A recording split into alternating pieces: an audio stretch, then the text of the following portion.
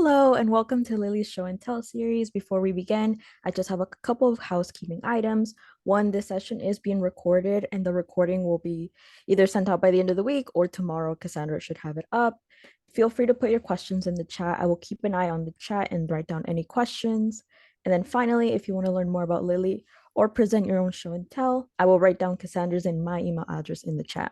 So now introducing our speaker, first year experience and student success librarian at Eastern Illinois University, Amy Odwarka. Hi, everybody. Welcome to Warming Up Your Brain, the most important 5 minutes of your instruction session.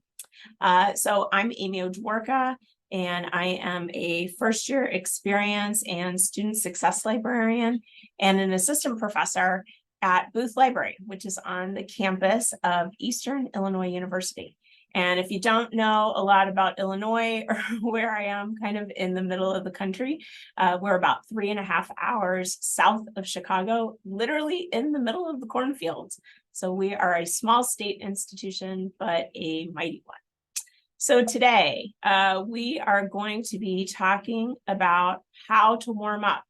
And when we're having an instruction session or when we're having a class, or maybe even when we're just presenting to a group like this. And so it would be really crazy if I didn't start this with a warm up. So I want you to go ahead and look around your desk, look around your workspace or wherever you are. If you want to grab a couple of Post-its or find a piece of scratch paper, maybe you're a person who likes to use the notes on your phone. That's totally great. But I'll give you a couple of seconds to go ahead and find something where you can write some things down real quick. Okay, so our first warm up is called one word or word of the day. And I'm going to give you about 30 seconds after I give you a word. And I want you to think about all the things that come to your mind when you see that word or you hear that word. And it can be anything that you can think of. You can either connect it to your teaching, you can just connect it to your own, personal background. So here we go. And the word today is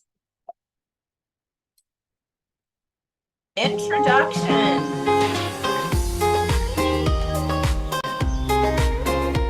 Got about 30 seconds.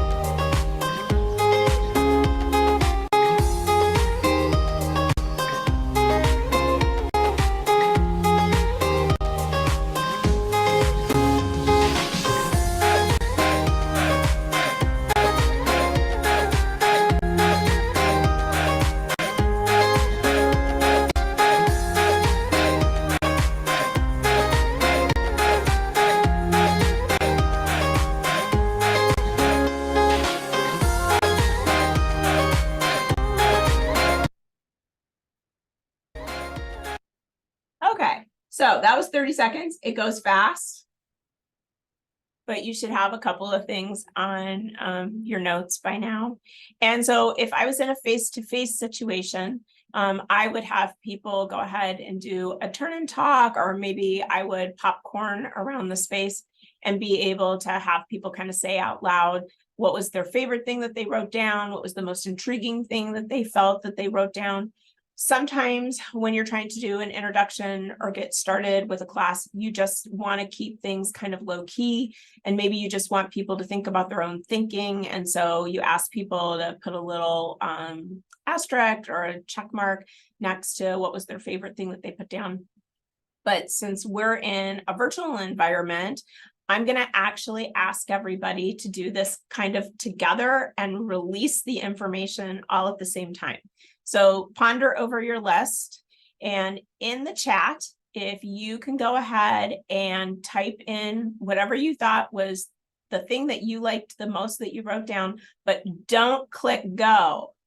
So everybody go ahead and type in the chat. And then on 3, we're going to have everybody release their information at the same time. So what did they think about when they thought about the word introductions?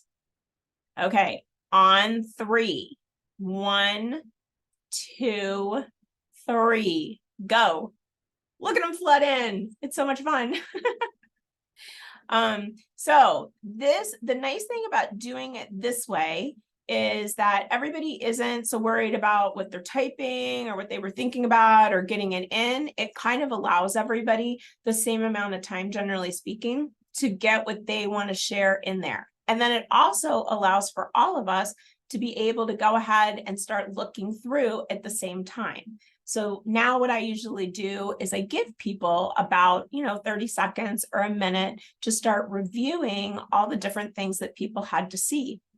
And so this is cool. I see Bill said meeting new coaches while officiating was something he thought about during introductions.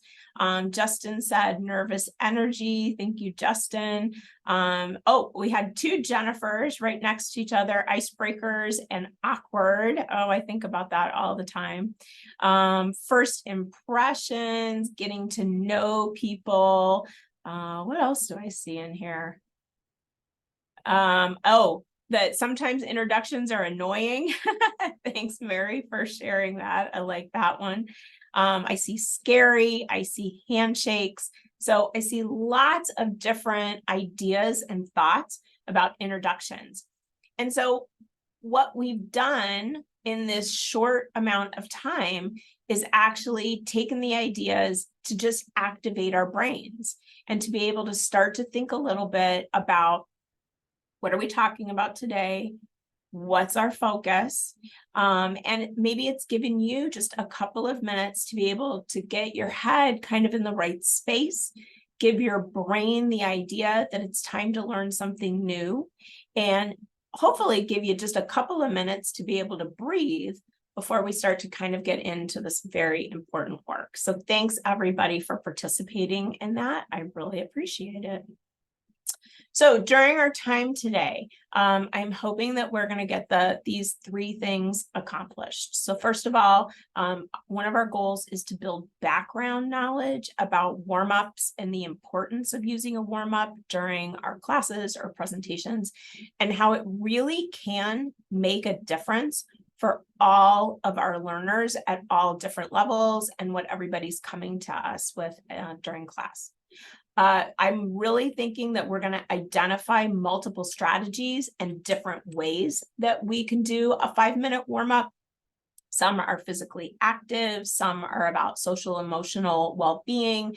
But all of these are going to be things that you can use tomorrow, or maybe you decide you want to try a couple of them out next semester, and how they can help you accomplish your different educational goals in your classes. And then lastly, we're going to actually do some of these. So you actually get 4 practices for one session, because we just did one word, and then we're going to do 3 more a little later on in our session, so that you get the chance to kind of see how these work. We're going to talk about how they can work in a face-to-face setting, but also in a virtual setting, so that you can use them no matter what kind of class you're teaching. When students come to class, we often have to kind of examine where they are. And I think these pictures are pretty indicative of what we see in the students who show up in our sessions, whether we're embedded with a class and we're seeing them multiple times, or maybe it's just a one-off, or maybe we're doing some sort of a tour. We see them in so many different ways. But when they arrive, I think we can all kind of agree that a lot of times they are not thinking about the topic we are teaching that day or that week, or what our focus is going to be on during class. Let's face it, what are they thinking about? They're thinking about their relationships and how those are going, and ups and downs of being with other people.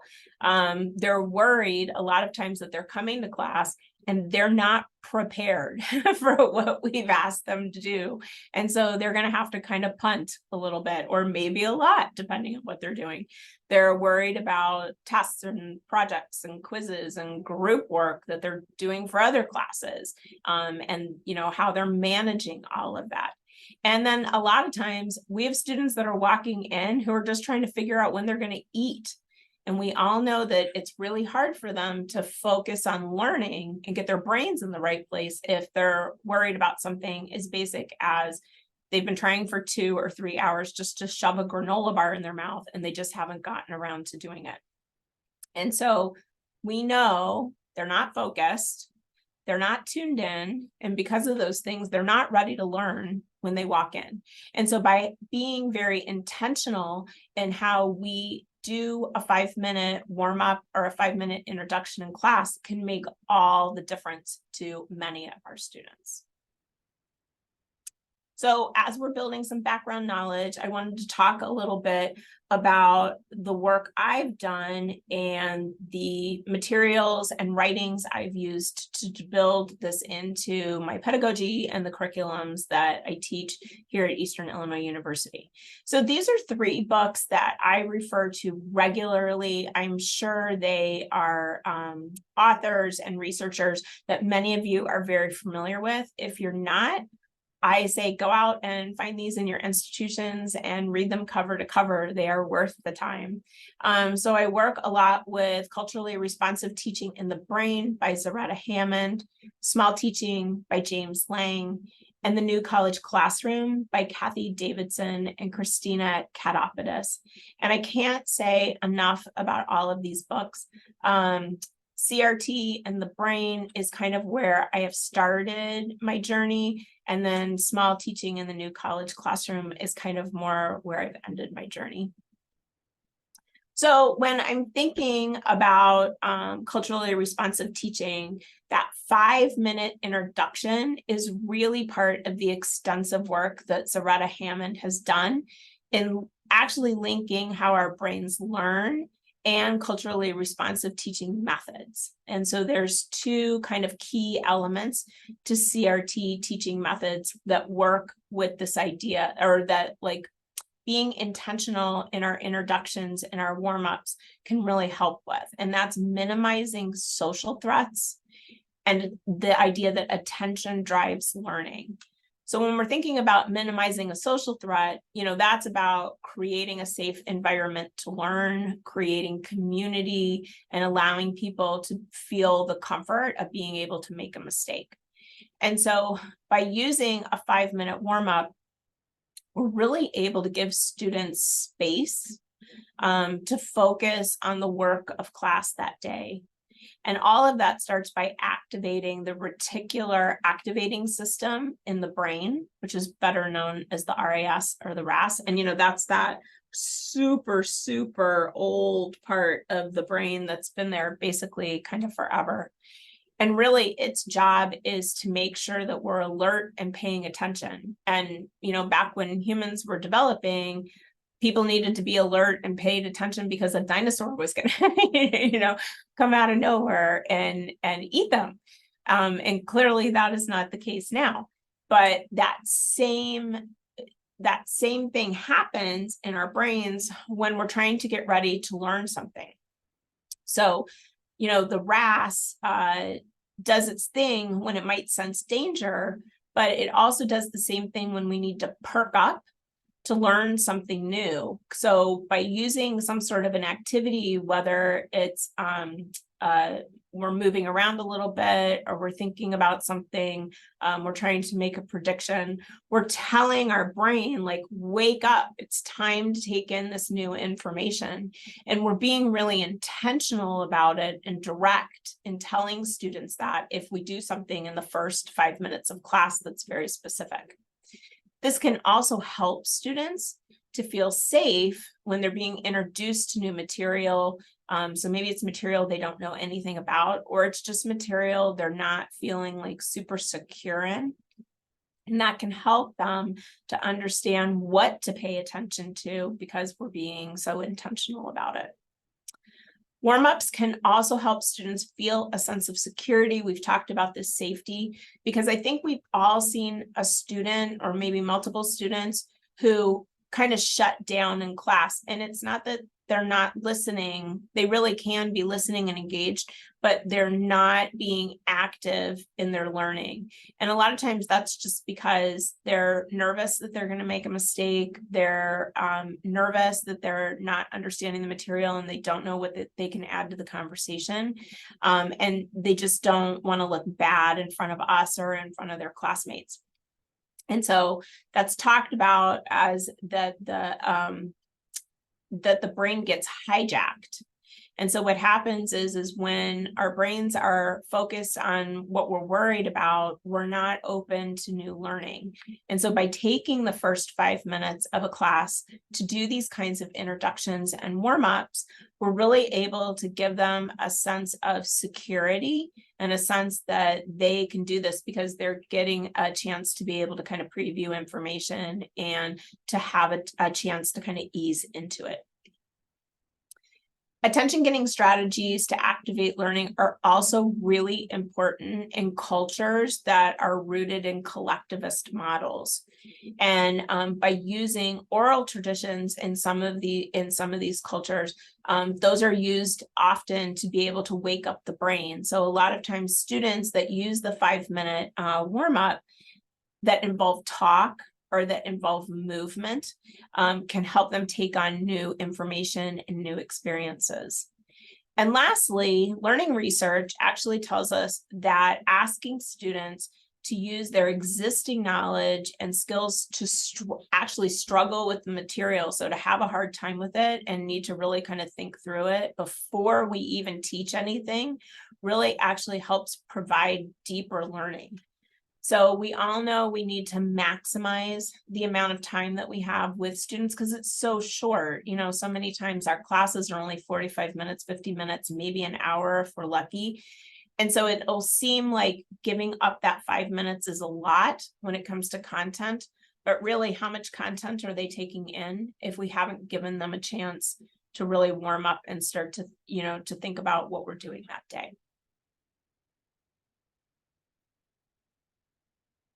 I also wanted to just focus very quickly on small teaching in the new college classroom.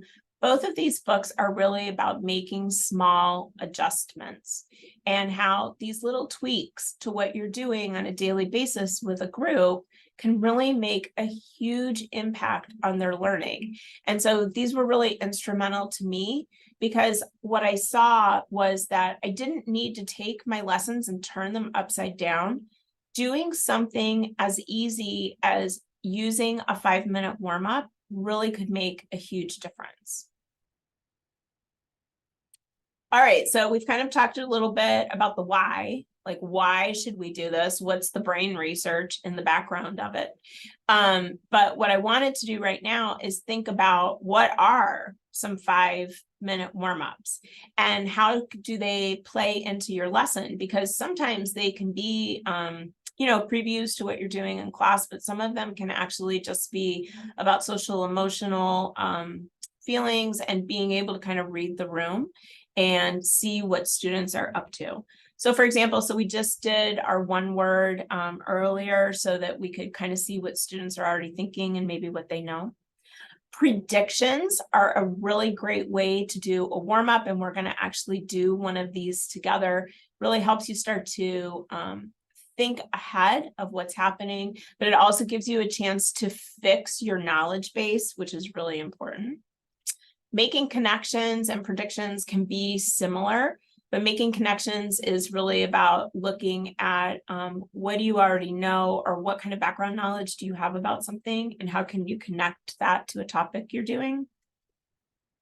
Explaining it involves no writing.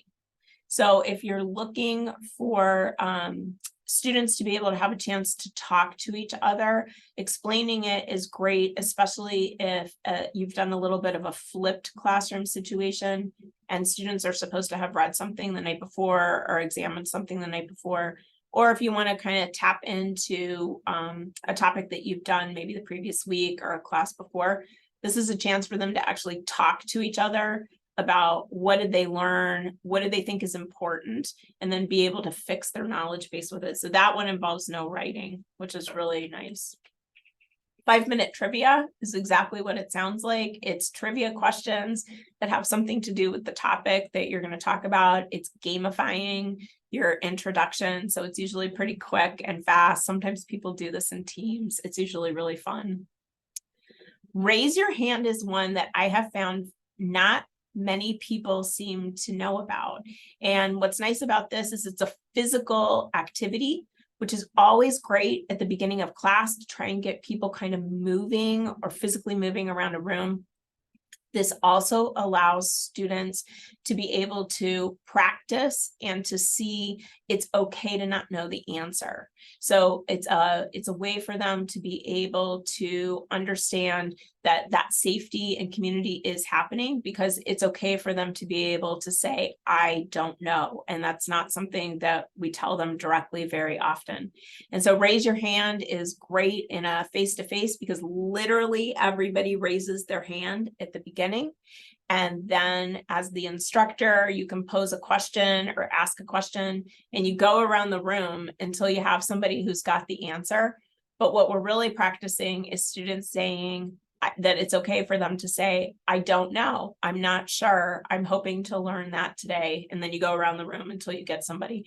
This is a great one to do online also, because you can do the exact same thing with everybody putting up their little emoji hand, and you call on people still the exact same way. So it works in both directions. Four Corners is a social emotional warm up.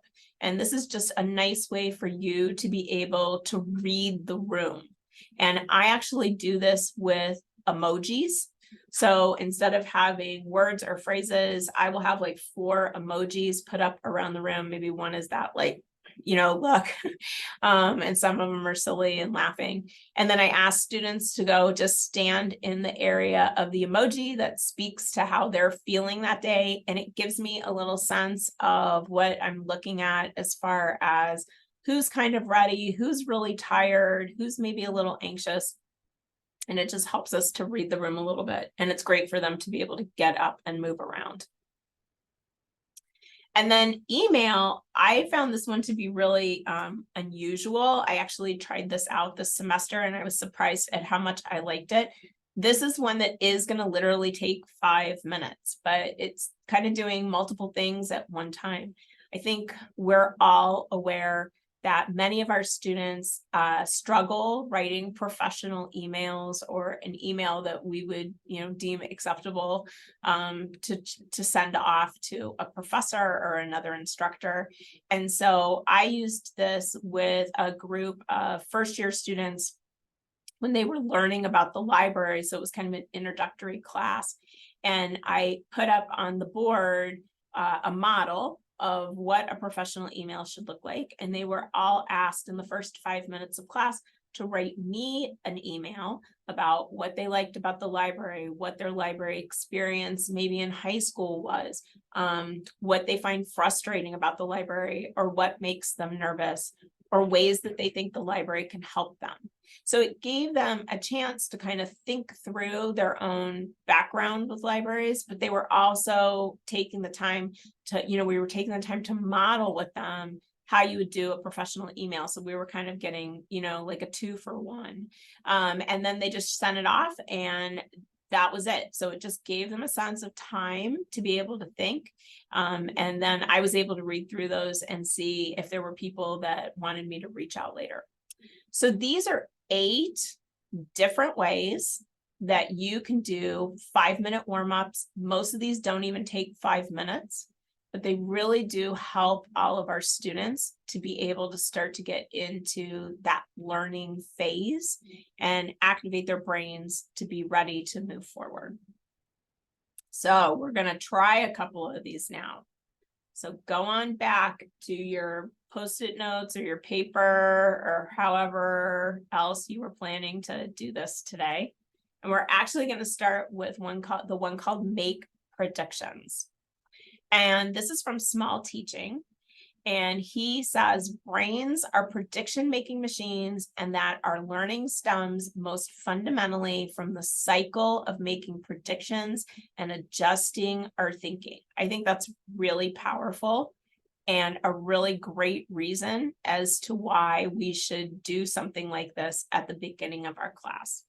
So on the screen, you should be able to see that I have multiple words and phrases that have something to do with kind of like if I was doing a lesson on credible sources or source evaluation.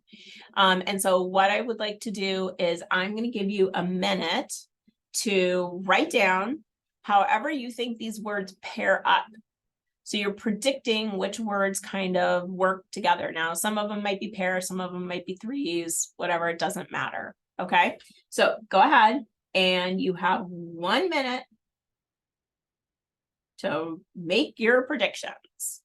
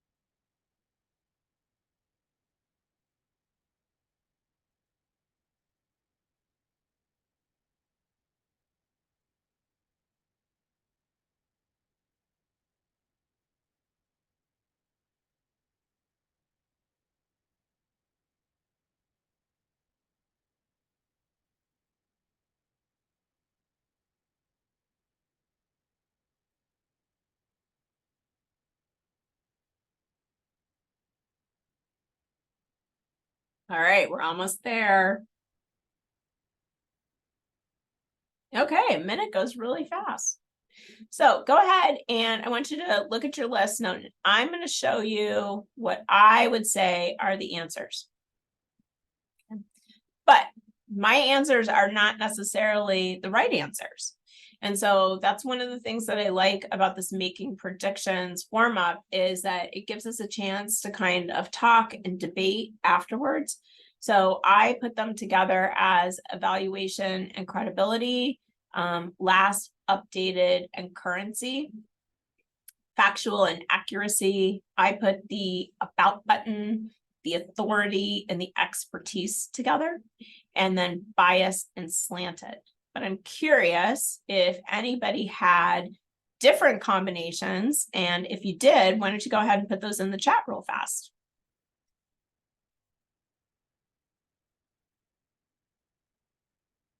Okay, so I see bias and slanted with evaluation went together.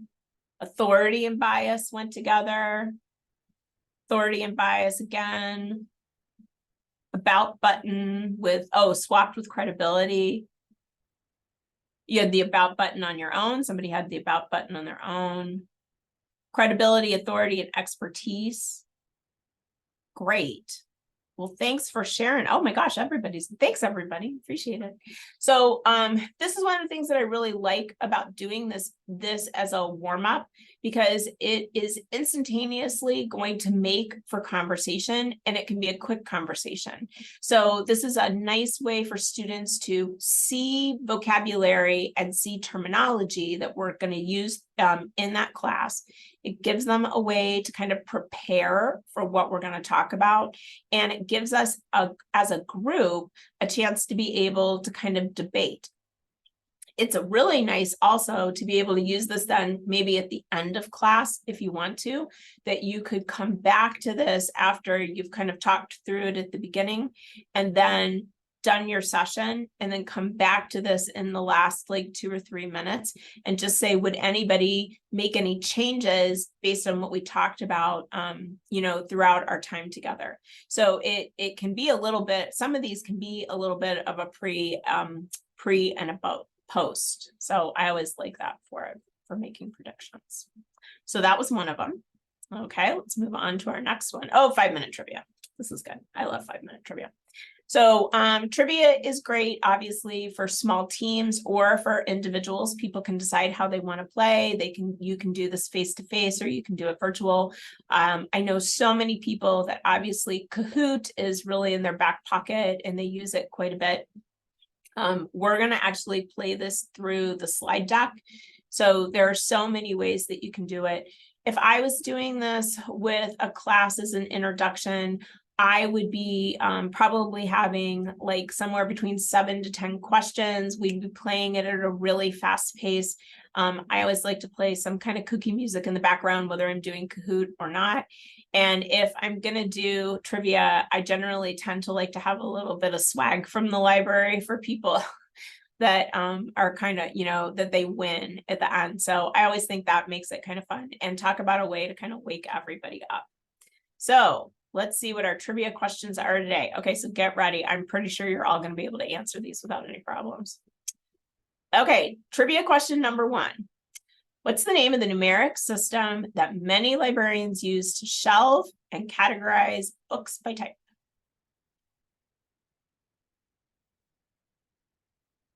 Look at them coming in. Dewey Decimal, Library of Congress, Dewey Decimal. Getting a little bit of everything. Dewey's dead. Thanks, Kate.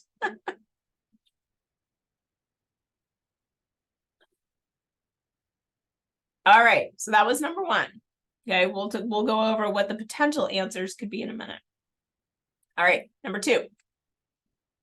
What Washington, D.C. building is the largest library in the United States, holding almost twice as many volumes as the second largest library in the country? Good job, librarians. Library of Congress, Library of Congress, Library of Congress, Library of Congress. Very nice. Okay, and our third one for 5-minute trivia today. Once you locate a book you want to check out, what's the name of the area in the library for this transaction? Good. See, and this is one of the things that I like about this, is that really this can kind of meet everybody's needs, because I see some people said at their library it's the help desk, circulation, circ desk, self-checkout, the find use desk. That's really cool. Somebody said that there are different names. And so that's one of the nice things about this question, is that it can kind of be, you know, whatever meets your criteria. Okay, so at my library, these would be the answers. So number 1, everybody, I think, got that with no problems, either Dewey Decimal or Library of Congress. Number 2, again, was the Library of Congress. And number 3 here at my institution, we would call it the circulation or the circ desk. And so one thing that's, you know, I use this when I've got freshmen coming in just to learn about the library, and we do a specific session with them on finding books in the catalog, and then physically going out and finding books on the library floor and then check out. So this is a good way to warm up, because it starts to get us thinking about what are going to be the systems I'm going to need to learn to be able to find material. Where in the library would I potentially go to be able to check out? I'm like many of you, I'm sure, I'm always just a little bit dumbfounded at how many students have literally no idea how to check out a book. And it's just because they haven't had a past experience of checking out a book. So, you know, being able to build something kind of fun and game-like around the information that we want them to start thinking about is a really great way to warm up for class. Okay, our last one is going to be called shared knowledge, or the 3 W's. And this one is a little bit more, takes a little bit more time and goes a little bit deeper, but really it's helping you kind of start to think about what do you already know about a topic? What do you think you might know about a topic? And what do you have no ideas about, or where you would maybe start with your questions? And so this is kind of a group build. And if I was doing this in a face-to-face situation, I would either do this with Post-it notes around the room. So it would have different areas for the 3 different categories. And I would have students use Post-it notes and go post them where they feel that they meet the criteria are appropriate. Or I might have big whiteboards in the room and put the 3 categories and have them go up and write. Since we're in a virtual group, we're going to use a Padlet. Or you could use a Google Doc, you could use a controlled chat. There's lots of ways that you could do that. So I am going to go ahead and get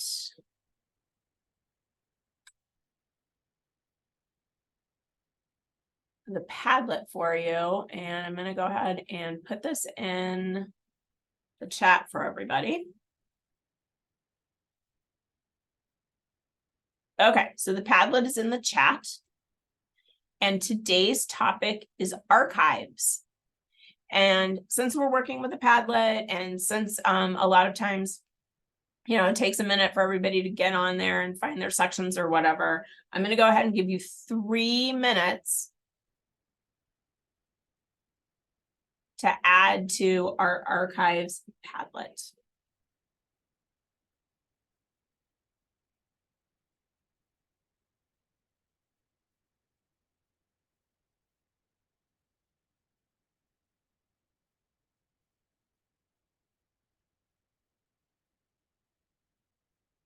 All right, what do we already know about archives? Oh my gosh, they're cold. They've got old things. They're primary source materials, historical documents. Archives can be oral or written. More digital materials available than ever before. Controlled storage, preservation focus.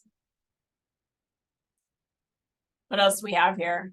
Things we think we know. We think we know where they're located. We think we know that there's a lot of schlepping of boxes, that they can be expensive to maintain. They cannot be very useful sometimes, storage issues, how to handle the material. We think we know that you won't really ever need them. You think you know you have to make an appointment. EAD records that go along with it. What are things we don't know? How to log an archive? What topics are we collecting about? Have students even used an archive before? How to actually preserve the items? How would you visit them? How to access one? What to do with them? How would you use it? How to catalog? How do you get money to be able to visit a physical archive?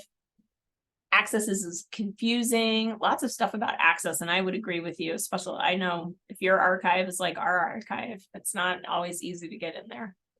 How to use it with classes. Is the topic relevant to the collections? We may not know a lot about archives besides our own and access. Okay, so I saw someone in the chat was like, is this the same as a KWL chart? It is. It's very similar to a KWL chart. The what do we think we know? That one is a little bit of a different stretch to kind of go with it, because it's KWL would be what do we already know, what do we want to learn, and then what did we learn? So it is kind of like that.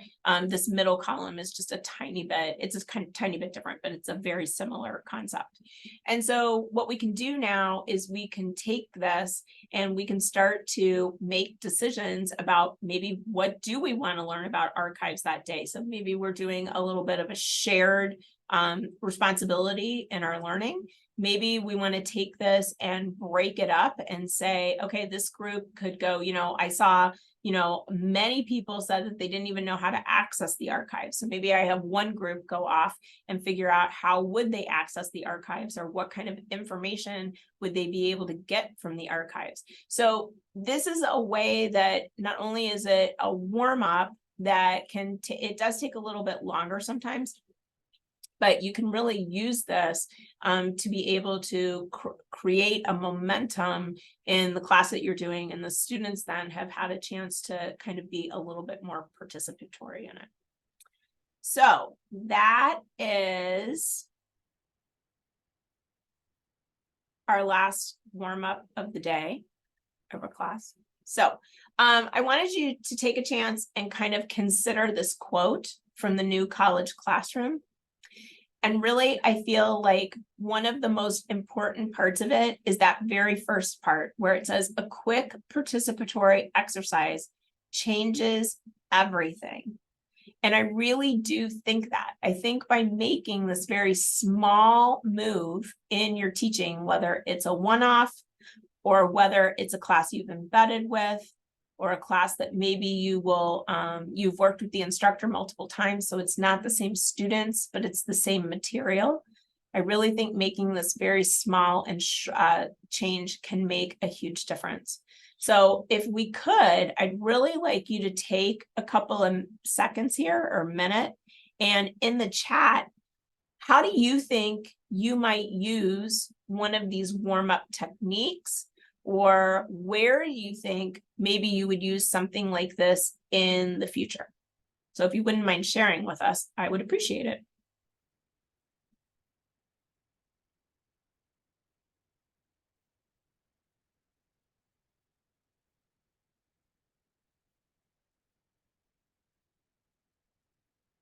So it looks like the 3 W's with the Padlet looks like it could be useful. Word prediction.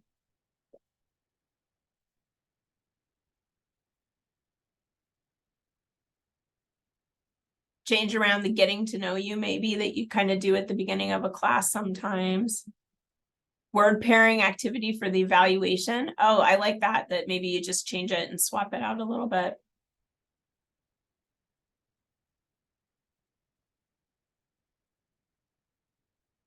Trivia to see what students have remembered, maybe from previous library experiences.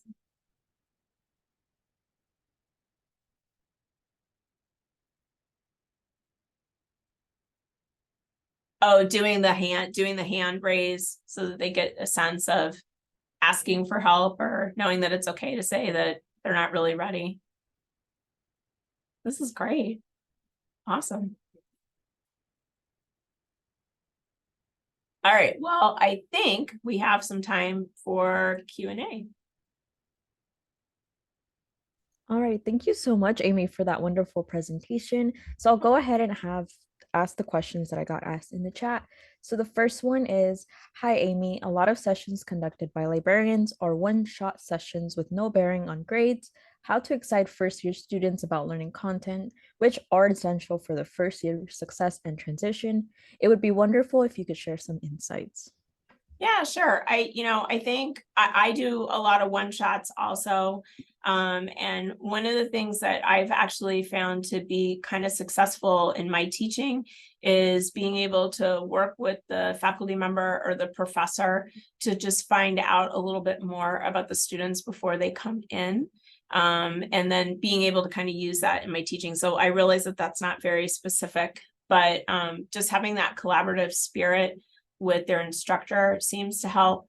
And I've also seen, this seems like the smallest little thing, but when I stand outside the classroom and greet them as they're coming in, it seems to have some sort of a little bit of effect. It's kind of like they maybe have thought, oh, it's not just this random person, it's a person who actually is kind of paying attention to me. And so I've had a lot of success doing something that little, and it really seems to actually bring their engagement in class up when I'm greeting them as they're walking through the door. So I don't know if that helps or not, but it's something that I've done in the past that's worked for me. Great. So the next question is, most classes that I teach are asynchronous. What are some ways that I can better engage with students who I quote unquote never see? Yeah, that's really hard. I know I was teaching in the middle of the pandemic, like most of us, and it got really frustrating that all you were seeing was like an emoji face and you didn't really know who these people were. And you're trying to build community and it's not easy. So I have to say, one of the things that I've done in a virtual situation like that is a lot of times at the beginning of class, doing the warm up, that's the one that's a little bit more social emotional, like the 4 corners, and asking them to give like to pick an emoji of their own and put it up on the screen, or put it in the chat, really seems to make a difference. There's something about that it seems to help. It seems to help me, at least, again, to be able to see what's happening, but it seems to help them to be able to engage a little bit. I personally am not a fan of the breakout group. I know a lot of people are. I have never been able to figure out how to like do the management on it as well as other people. So I find doing things that are more, telling me how you're feeling, what you're thinking, by doing emojis and stuff has been helpful. Sandra did point out that asynchronous would be like making a Canvas module, not on Zoom. Oh, I apologize. I'm so sorry. I'll be really honest. I have not taught in an asynchronous situation, so I unfortunately do not have a great answer for you. All right. So the next question, it was, can you show us the 3 books that inspired you again? Oh, yeah, sure. Let's see. I share my screen.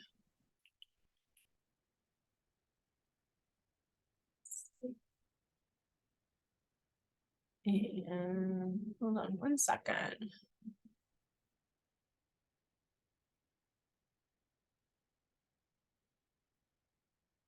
There you go. So it's culturally responsive teaching in the brain, small teaching, and the new college classroom. And I have to say the CRT book, I literally read that book cover to cover every year. So I've probably read that book like 11 times.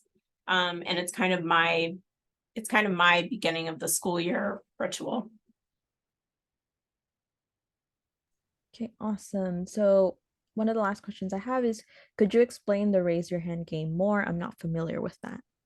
Yeah, sure. So the raise your hand game, the concept is obviously to allow students that space, or really anybody that you're doing with, that space to be able to know that it's okay to not know the answer, and to get used to saying, I'm not, I would still like to participate, but this is not really something I'm super comfortable with. And so before you ask the question of what you want people to think about, you actually literally have everybody raise their hand. So if there's 20 people in the class, 20 people have their hand up like they're ready to answer. And then you randomly pick people, and whoever you pick, their options are to either tell you, I don't really know the answer, but I'm hoping to find out, or they can give you the answer to the question, or maybe there's multiple answers to the question. And so then once you've gone around to probably like 6 or 8 people, then you can have everybody put their hands down. But the concept is that everybody is going to have to answer something, and whatever their answer is, it's going to be okay. I hope that helps explain it a little bit more. Okay, awesome. And that looks like all the questions that we have for this session. So Okay. thank you again, Amy, for the wonderful presentation. And our next show and tell will be on November 29th, and it'll be at 10 a.m. Pacific Standard Time. Make sure you register before registration is full, and we hope to see y'all there. Thank you so much. Thanks, everybody.